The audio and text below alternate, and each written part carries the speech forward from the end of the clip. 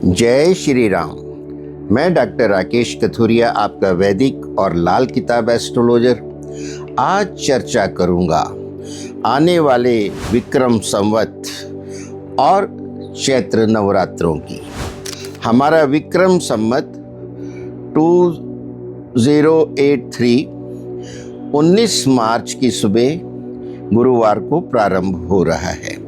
इस विक्रम संवत का नाम ही रौद्र है, अर्थात इसमें प्रकृति आपको अपने रौद्र रूप में भी दिखेगी और इसके जो राजा हैं वो गुरु हैं, इसके जो मंत्री हैं वो मंगल हैं। तो जब राजा गुरु होता है तो व्यापार अच्छा चलता है, शिक्षण संस्थान अच्छे चलते हैं, कारोबार में वृद्धि होती है, उपभोक्ता पदार्थों का और वाहनों के उत्पादन में वृद्धि होती है, यानी सुख समृद्धि बढ़ती है। और गुरु जो है शांति वार्ताओं के लिए प्रयास करता है और इसमें कृषि, अनाज और फलों का उत्पादन भी अच्छा होता है। लेकिन जो रौद्र संवत है उसकी जो प्रकृति होती है उसमें कृषि उपज प्रभावित होती है।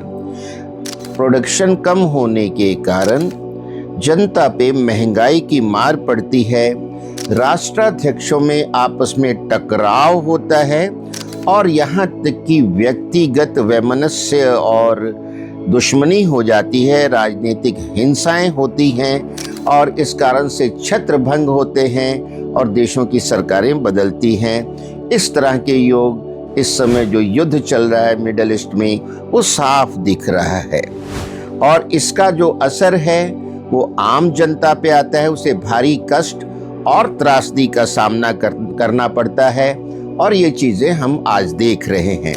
इसमें प्राकृतिक आपदाएं आती हैं, जैसे भूकंप है, सुनामी है, महामारी है, ज्वालामुखी का फटना है। इस तरह की घटनाएं रौद्र संवत में देखने को मिलती हैं। और उसके साथ ही चैत्र नवरात्रे प्रारंभ हो रहे हैं, जिसे गुड़ी पड़वा भी कहा जाता है। और इस दिन लोग अपने धर्म की ध्वजा लहराते हैं, जैसे हनुमान जी की, माता रानी की, भगवान श्री राम की, या जो हमारा भगवा झंडा होता है सनातन का। इस तरह के झंडे हिंदू अपने घरों पे फहराते हैं और नव वर्ष का स्वागत करते हैं। 19 मार्च को प्रतिपदा है, पहला नवरात्र है। इस दिन जो कलश की स्थापना है वो आप अपने समय के अनुसार, अपने शहर के समय के अनुसार, जैसे दिल्ली में सुबह 7 बजे से 8 बजे के बीच में करना बहुत अच्छा रहेगा।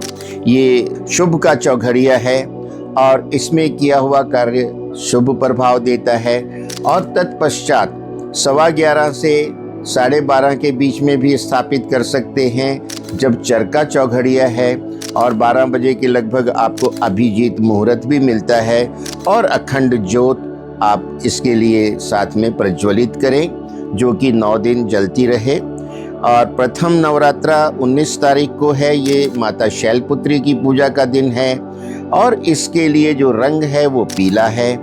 20 मार्च को द्वितीय नवरात्रा है, ये माँ ब्रह्मचारिणी का दिन है, हरा रंग है इसका। 21 मार्च को तृतीय नवरात्र है, माँ चंद्रघंटा का दिन है और इसका जो ग्रे कलर है।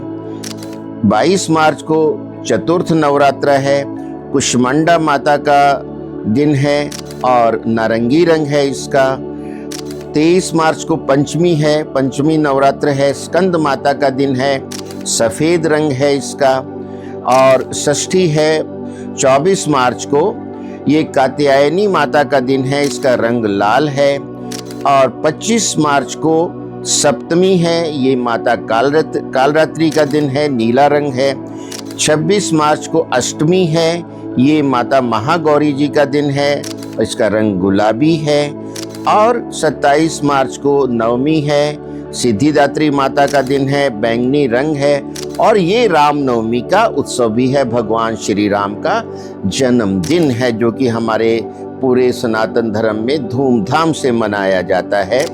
नवरात्रों में हमें सात्विक भोजन करना चाहिए और ब्रह्मचर्य का पालन करना चाहिए। माता रानी को जो हम भोग लगवाते हैं वो उपवास की चीज़ें होनी चाहिए, फल होने चाहिए, ड्राई फ्रूट होने चाहिए, और जो ऐसे सिंघाड़े का जो है बनता है हलवा, और जो राजगिर का आटा या कुट्टू का आटा, इस तरह की चीज़ें होती हैं जिनकी चीज़ों के पकवान बना के भोग लगाया जाता है। लेकिन अष्टमी को माता रानी कहती हैं कि मैं छोटी बच्चियों में होती हूँ, और अष्टमी के दिन कन्या पूजन करना चाहिए।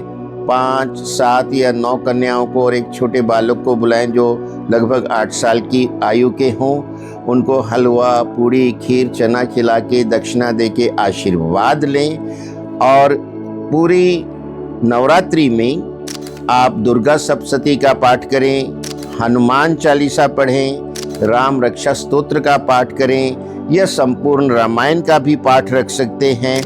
और अगर आपके पास समय की कमी है तो प्रतिदिन कीलकम, कवचम, अथ अर्गला स्तोत्रम और सिद्ध कुंजिका स्तोत्र का पाठ करते रहें। आपको नवरात्रों के पूरे शुभ फल मिलेंगे।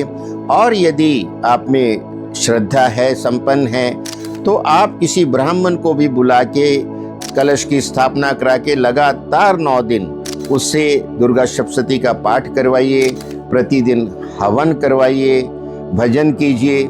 ये आप पे निर्भर है। और जैसे कि कोई विशेष उपाय करने होते हैं किसी समस्या के लिए, उसके लिए ये समय बहुत सिद्ध है।